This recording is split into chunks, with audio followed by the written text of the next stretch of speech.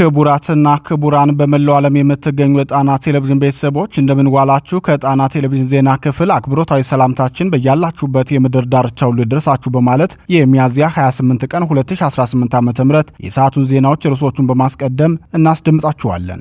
የአማራ ፋኖ የተጋድሎ ውሎ በድል ታጅቦ በቀጠለበት በዛሬው ዕለት ብልጽግና 40 የሰራዊት አባላቱንና ዲሽቃውን ጨምሮ በመቶዎች የሚቆጠር መሳሪያውን ለፋኖ አስረክቧል። ለዘመቻ የወጣው ሰራዊቱም ሙሉ በሙሉ በወጣበት ቀርቷል።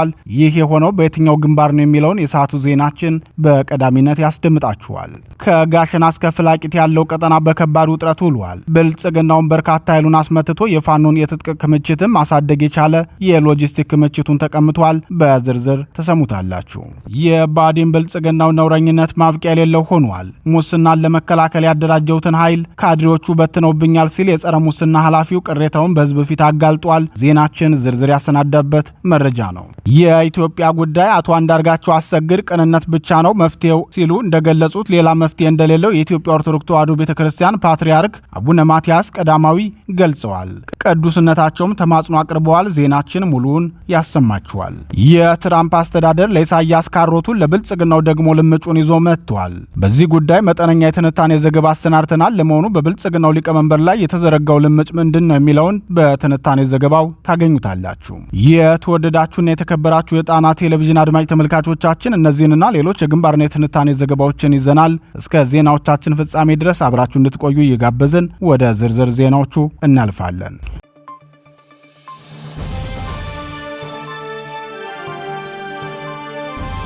መኪና ሙሉ ሰራዊቱን አስቀርተነዋል።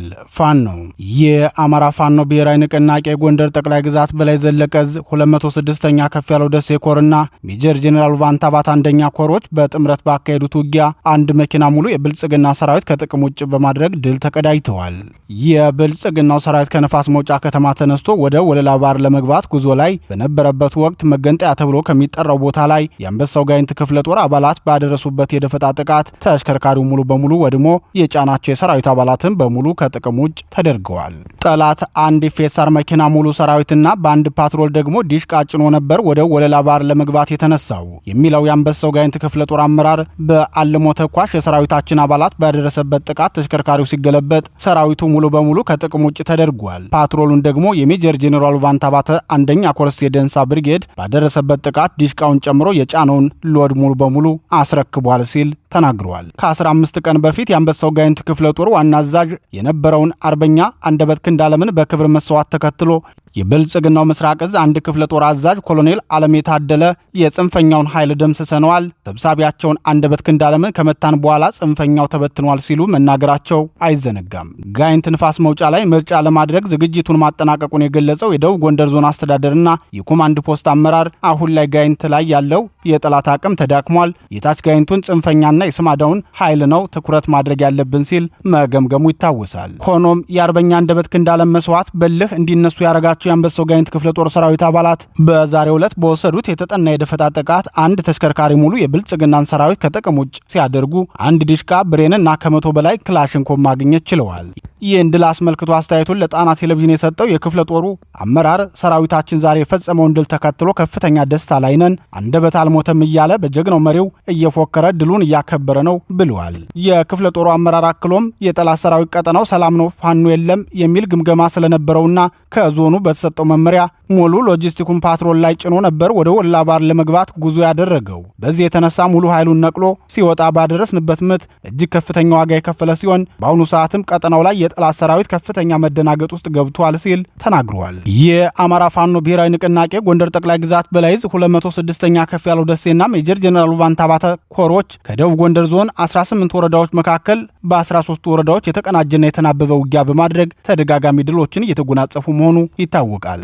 በቀጠናው ያለው ፋኖ ተበትኖ ፋይሉ ተዘግቷል ተብሎ በባዲን አመራሮች ቢነገርም የሜጀር ጄኔራል ቫንታባተ አንደኛ ኮር ትናንት ከደብረ ታቦር ከተማ በቅርብ ርቀት ወርቄት ላይ ህዝባዊ ውይይት ሲያካሂድ መዋሉን መዘገባችን ይታወሳል። በዛሬው ዕለትም ላይ ጋይንት ወረዳ ላይ ከፍተኛ ትርጉም ያለው ድል መቀዳጀት ችሏል።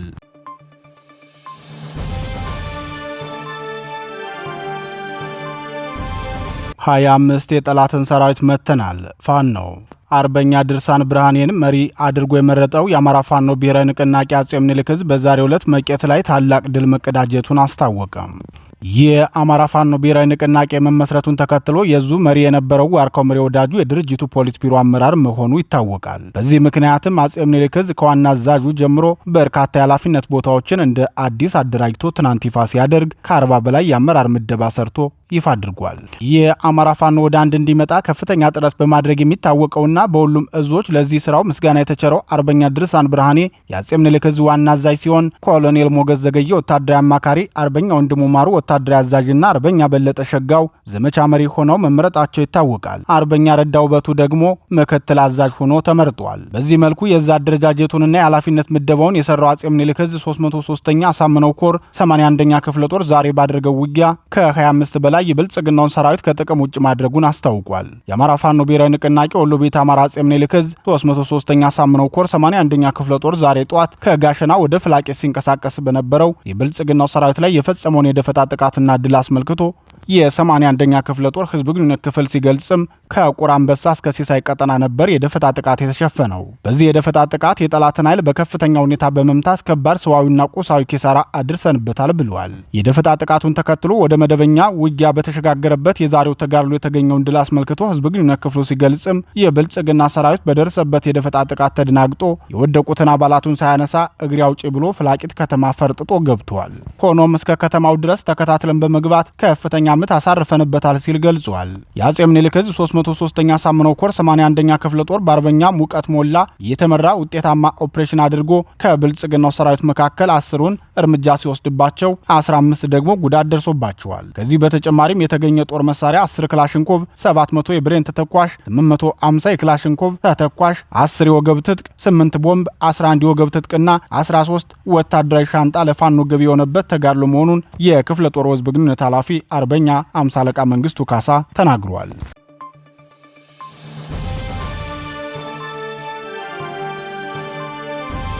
ጫናው በዝቶብኛል።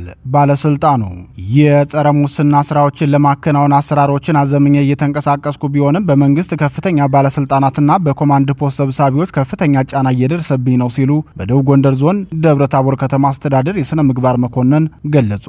አመራሩ አደራጇቸው ያሏቸው የሥነ ምግባር ክበቦችን በካድሬው ይሁንታ ባለማግኘታቸው መክሰማቸውን ጨምረው ገልጸዋል።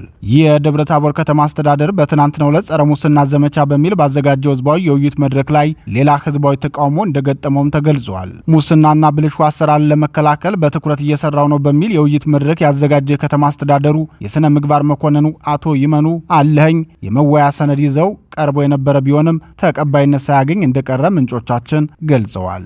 የሥነ ምግባር መኮንኑ በሰነዱ ሙስና፣ የቅንነትና የሞራል ዝቅጠት እንዲሁም ውስብስብና አደገኛ ዓለም አቀፍ ወንጀል ነው የሚል መጣጥፍ ያስነበቡ ሲሆን እነዚህ ድርጊቶች የእናንተ መገለጫ ናቸው በሚል የመድረኩ ተሳታፊዎች ተቃውሞ ማሰማታቸው ታውቋል። በተደጋጋሚ በመሬትና የሌሎች ኢንቨስትመንት ሀብቶች ዝርፊያ ክስ የሚነሳበት የከተማ አስተዳደሩ ካቢኔ መዋቅር እየተጠናቀቀ ባለው የበጀት ዓመትም ከ260 ሚሊዮን ብር በላይ በመመዝበሩ በአሁኑ ወቅት የመንግስት ሰራተኞችን ደሞዝ እንኳ መክፈል የማይችልበት ደረጃ መድረሱን የጣና ቴሌቪዥን ምንጮች ገልጸዋል። በተለይም በከተማ አስተዳደሩ ስር የሚገኙ የጤና ተቋማት ሰራተኞች የትርፍ ሰዓት ክፍያ ሳይፈጸምላቸው ለ6 ወር እንደቆዩ የተገለጸ ሲሆን ደሞዛቸውን በወቅቱ እየተሰጣቸው እንዳልሆነ ተናግረዋል። የብልጽግናው ስርዓት አመራሮች ግን ለምርጫ ቅስቀሳ በሚያደርጉበት ዘመቻ ወደ ስልጣን ስንመጣ ካዝናዋ ባዶ የሆነች ሀገር ነበር የተረከብነው፣ ዛሬ ግን በሁሉም የሀገሪቱ ክፍል የመንግስት ሰራተኛ ደሞዝ ለመክፈልም ሆነ የሰራተኞችን ጥቅማ ጥቅም ለማስጠበቅ የማይቸገር ኢኮኖሚ ገንብተናል ሲሉ ደጋግመው ሲናገሩ ይደመጣል። አመራሩ በተደራጀ ዝርፊያ የከተማዋን ልማትና እድገት በማክሰም ከተማዋን ለከፋ አደጋ አጋልጧታል የሚሉት ነዋሪዎች የሥነ ምግባር መኮንኑ አቶ ይመኑም በከተማ አስተዳደሩ እየተፈጸመ ያለውን ዝርፊያ በግልጽ ባይናገሩም ሙስና በከተማችንም ዘርፈ ብዙ ጉዳት አድርሶብናል ሲሉ ገልጸዋል። ይህን ለመከላከል ተከናወኑ ያሏቸውን ስራዎችን በከተማ አስተዳደሩ ከፍተኛ አመራሮች ጫና እንደተስተጓጎሉ በዚሁ የውይይት መድረክ ላይ መግለጻቸውን ምንጮቻችን ተናግረዋል። ባለስልጣኑ እንደገለጹት በ39 ትምህርት ቤቶችና ከ10 በላይ በሚሆኑ የመንግስት ተቋማት የሥነ ምግባር ክበብ እንዲቋቋም ብናደርግም በአሁኑ ወቅት ከትምህርት ቤቶች ውጭ ያለው ክበብ በከተማዋ ካቢኔ አባላት እንዲፈርስ ተደርጎብናል በማለት የከተማ አስተዳደሩና የዞኑ የባዲ መዋቅር በጸረ ሙስና ትግሉ ላይ የሚፈጽሙትን ደባ አጋልጠዋል። በሀገር አቀፍ ደረጃ በ9 ወራት ብቻ 100 ቢሊዮን ብር የሚጠጋ ገንዘብ በመንግስት ባለስልጣናት በጥቅም ተጋሪ ታዋቂ ግለሰቦች አማካኝነት መመዝበሩ የተጋለጠው የብልጽግናው ስርዓት በአማራ ህዝብ ላይ የተከፈተውን የተራዘመ ጦርነት ተከትሎ የባዲን ካድሬ ከብልጽግናው ጄኔራሎች ጋር በመሆን በርካታ ሀብት ንብረቶችን መዝረፉን በተከታታይ መዘገባችን ይታወሳል። በደብረ ታቦር ከተማ ከሳምንት በፊት ሁለቱ የባዲን ብልጽግና ካድሬዎች ግጭት ውስጥ የገቡበትን የማዕድን ሀብት ዝርፊያም ለአድማጭ ተመልካቾቻችን ማድረሳችን አይዘነጋም።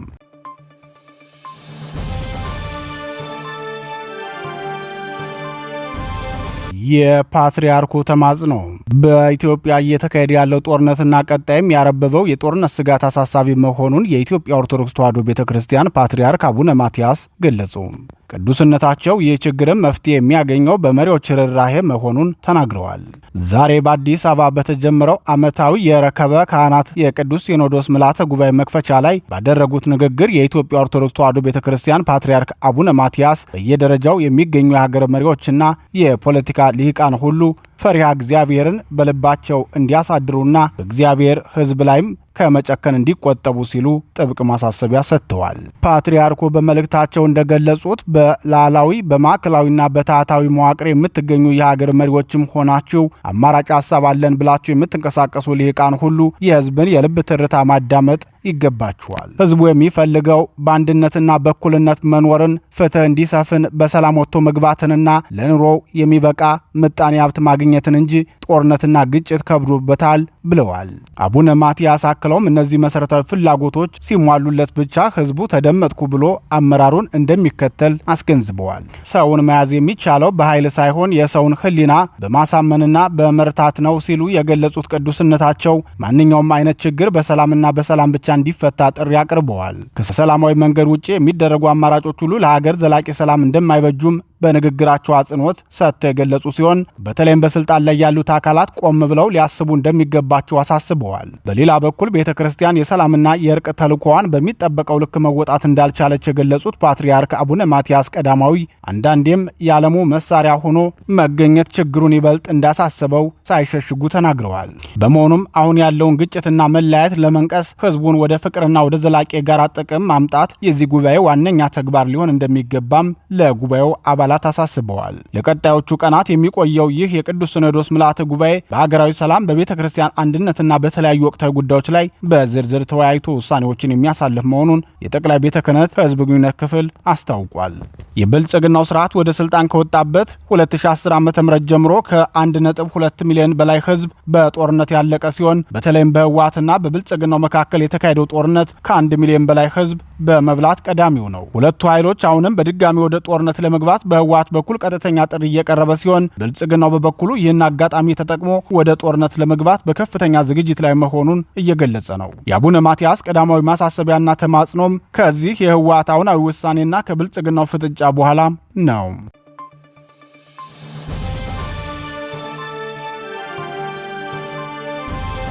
የትራምፕ አስተዳደር ልምጭ ይዞ ወደ አፍሪካ ቀንድ የቀይ ባህር ጉዳይ ለነጩ ቤተ መንግስት ወሳኝ አጀንዳ ሆኖ ቀርቧል። አስቀድሞም ቢሆን በትራንዛክሽን ዲፕሎማሲ ወደብና የነዳጅ ጉድጓድ ፍለጋ የሚያማትረው የትራምፕ አስተዳደር ከሆርሙዝ ሰርጥ ጉዞ መሰናክል በኋላ ሙሉ ትኩረቱን ቀይ ባህር ላይ ያደረገ መሆኑን አንድ ምስጢራዊ ሰነድ አግኝቼ አረጋግጫለሁ ሲል ሮይተርስ ዘግቧል። በቅርቡ የካርቱም ዓለም አቀፍ አውሮፕላን ማረፊያ በድሮን መደብደብን ተከትሎ የዶናልድ ትራምፕ የቅርብ ወዳጅና አማቻቸው ማሳድ ቦሎስ ድርጊቱ የሚኮነን ነው፣ የዚህ ጦርነት ተሳታፊዎችም ከዚህ በኋላ እጃቸውን ሊሰበስቡ ይገባል ብለው ተናግረዋል። ከዚህ በተጓዳኝ ደግሞ በቀይ ባህር ጉዳይ ማንም ፍላጎቱን ለማስፈጸም ኃይልን አማራጭ ማድረግ አይችልም ሲል በሚስጥራዊ ሰነዱ ማስፈሩን ሮይተርስ በአይኔ ተመልክቼ አረጋግጫለሁ ብለዋል። በዚህም መሰረት የብልጽግናው ሊቀመንበር ወደ አሰብ የሚያደርጉትን ጉዞ እንዳያስቡት የሚል ትዕዛዝ ከአሜሪካ መሪዎች እንደሰጣቸው አስታውቋል። ዘገባው በጉዳዩ ዙሪያ እንደገለጸው የባህር በር ፍላጎትን ለማሳካት ተብሎ ኃይልን አማራጭ ማድረግ አይቻልም። ይህን ደግሞ ለኢትዮጵያው ጠቅላይ ሚኒስትር ደጋግመን አሳስበናቸዋል ሲል ሰነዱ ይገልጻል። በኢትዮጵያና በኤርትራ መካከል መካሄድ ስላለበት ጉዳይ ሲያሳስብም አንዳቸው በሌላቸው ላይ ምንም አይነት ጣልቃ ሊገቡና ሊተነኩሱ አይገባም በማለትም የነጩ ቤተ መንግስት መሪዎች ማሳሰቢያ ሰጥተዋል።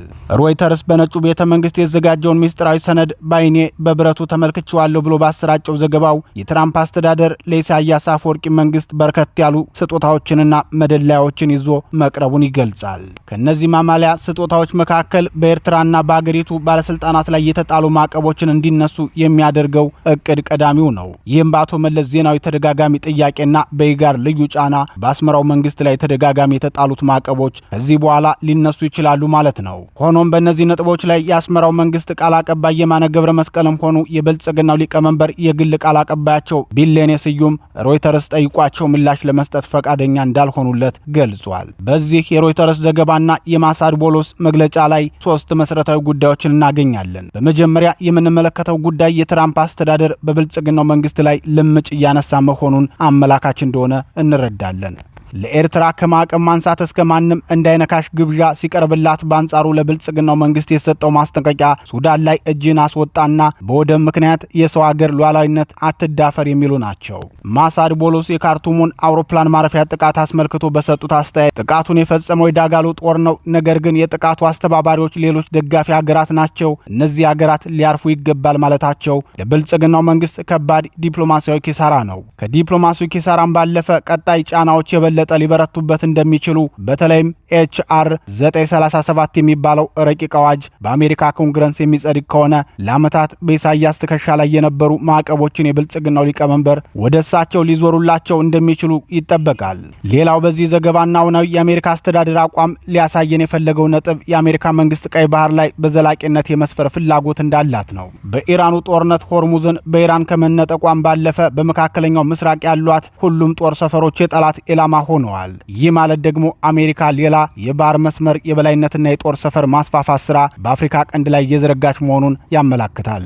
የሀውቲ ነውጠኛ ቡድንና እስራኤል በሶማሌላንድ ያላቸው ፍጥጫ፣ የአረብ ሊግ ከቅርብ ዓመታት ወዲህ በአፍሪካ ቀንድ የበለጠ መሰባሰባቸው፣ በሶማሊያ የተገኘው ነዳጅ ሀብትና ቱርክ የሶማሊያ የጡት አባት ነኝ ብላ ኃይሏን ከህንድ ውቅያኖስ እስከ ቀይ ባህር የታችኛው ክፍል መዘርጋቷ አሜሪካ ወደ አፍሪካ ቀንድ የበለጠ እንድትጠጋ እያደረጋት እንደሆነ ያመላክታል። የአሜሪካ መንግስት በዚህ ጉዳይ ማሰብ ከጀመረ ቆየት ያለ ሲሆን ከወራት በፊት የብልጽግናው ሊቀመንበር በቀይ ባህር ጉዳይ የያዘውን አፍራሽ አካሄድ እንዲያስተካክል የውጭ ጉዳይ ሚኒስተሩ ማርኮ ሩቢዮ በስልክ ለብልጽግናው ሊቀመንበር ማሳሰቢያ መስጠታቸው አይዘነጋም። በሶስተኛ ደረጃ የምናገኘው ነጥብ የቀጠናው ሁለንተናዊ ገጽታ መልኩን የሚቀይር እንደሆነ አመላካች ነው። የአፍሪካ ቀንድ በቀላሉ ተሰባሪና የውጭ ኃይሎች ቀጥተኛ ተጽዕኖ የሚያርፍበት ቀጠና መሆኑ ይታወቃል። በሱዳን ጦርነት ብቻ 18 ሀገራት በቀጥታ የተሳተፉ መሆናቸው የሚነግረን ብዙ ነው። የመካከለኛው ምስራቅ አሁናዊ ቁመናቸው ራሳቸውን ወደ መቻልና በራሳቸው ፍላጎት ልክ ወዳጆቻቸውን መፈለግ የጀመሩበትን አቅም አሳድገዋል። ጭራሽ ከተላላኪነት ወጥተው ወደሚልኩት ኃይል ፍለጋም ተሸጋግረዋል። ቀበሮ ጅብን እንደምትጋልበው ሁሉ የተባበሩት አረብ ኤሚሬቶችም የብልጽግናው መንግስት እየጋለበች ወደምትፈልግበት የሚያደርሳት ፈረስ ሆኖላታል። ሳውዲ አረቢያን ብትሆን የሶማሊያን የኤርትራንና የሱዳን መንግስቶችን እያፈራረቀች የምትጋልባቸው ባለ ኮርቻ ፈረሶቿ ናቸው። በመሆኑም የመካከለኛው ምስራቅ አገራት ምንም እንኳን ጠንካራ የጋራ ማህበር ባይኖራቸውም ጠንካራ የጋራ ጦር ባይመሰርቱም በተናጠል የተቀዳጁት ነዳጅ ወለድ የኢኮኖሚ እድገት አሜሪካ ወደ ሌሎች ቀጠናዎች ፊቷን እንድታዞር ያስገደዳት መሆኑን በተጨባጭ እየተመለከትን ነው። ይህ የሮይተርስ ዘገባም የሚያረጋግጠው ይህንኑ ነው። ነገሩን ስንጠቀልለው በቅርቡ የምንመለከታቸው ሶስት እውነታዎችን እናገኛለን። የኢትዮጵያና ኤርትራ ጦርነት አይካሄድም። የሱዳን ጦርነት በድርድር እንዲቋጭ ይደረጋል። በኤርትራ ላይ የተጣሉ ማዕቀቦች በሙሉ ይነሱና ምናልባትም ኢሳያስ አፈወርቂ ከ3 አስርት ዓመታት በኋላ ወደ ዋሽንግተን ሊጓዙ ይችላሉ። ከነዚህ ከሶስቱ ቢሆኖች በተጨማሪም የጠበበም ቢሆን አንድ አይቀሬ ነጥብ የብልጽግናው መንግስት ከአሜሪካ መንግስት ማዕቀብ ሊጣልበት እንደሚችል ይጠበቃል። ለዚህ የቢሆን ምልከታ ጠቋሚው ሐሳብ የተገኘው ከዶናልድ ትራምፕ አማች ማሳድ ቦሎስ መግለጫ ነው። ማሳድ ቦሎስ በመግለጫቸው በሱዳን የአውሮፕላን ማረፊያ የተፈጸመው ጥቃት በዳጋሎ ጦር ነው፣ ነገር ግን የዚህ ጥቃት አስፈጻሚ ሀገራት አሉ፣ እነዚህ ሀገራት ሊያርፉ ይገባቸዋል ሲሉ መናገራቸው ከዚህ በኋላ ወደ እርምጃ እንገባለን የሚል ማስጠንቀቂያ ነው። በዚህ ላይ የኤችአር 937 ረቂቅ ሰነድ በኮንግረሱ አፈ ጉባኤ ጠረጴዛ ላይ የተቀመጠ የመግደያ ሰይፍ መሆኑ ሳይዘነጋ ማለት ነው።